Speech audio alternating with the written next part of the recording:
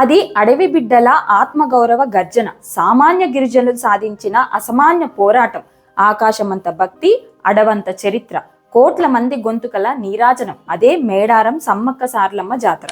ఈ నేల మీద చిందిన రక్తం కన్నీరు కాలేదు, ఒక చరిత్ర అయ్యింది. 800 ఏళ్ల క్రితం కాకతీయ సామ్రాజ్యపు అహంకారం మేడారం అడవిపై పడింది. కరువుతో అల్లాడుతున్న గిరిజనులను పన్ను కట్టమని హింసించింది. అప్పుడు పుట్టింది తిరుగుబాటు. మేడరాజు, పగిడిద్దరాజు, సారలమ్మ, జంపన్న ఒక్కొక్కరు శత్రు సైన్యాన్ని గడగడలాడించి వీర మరణం పొందారు. తమ వారసులంతా నేల కొరిగిన ఆ కన్నతల్లి సమ్మక్క వెనకడుగు వేయనే లేదు. చేత కత్తిపట్టి వీరనారిలా విరుచుకుపడింది. కాకతీయ సైన్యాన్ని ముప్పు తిప్పలు పెట్టింది.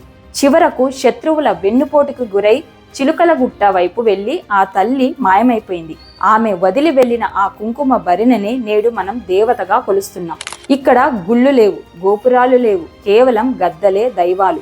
జంపన్న వాగులో పుణ్యస్నానం, తల్లికి బంగారు బెల్లం నైవేద్యం, మొక్కుకుంటే తీర్చే కల్పవల్లి ఆ తల్లి.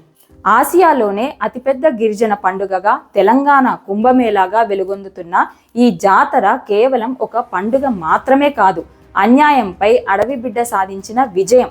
మేడారం అంటే భక్తి మాత్రమే కాదు, అది ఒక బాధ్యత, ఒక పోరాట స్ఫూర్తి.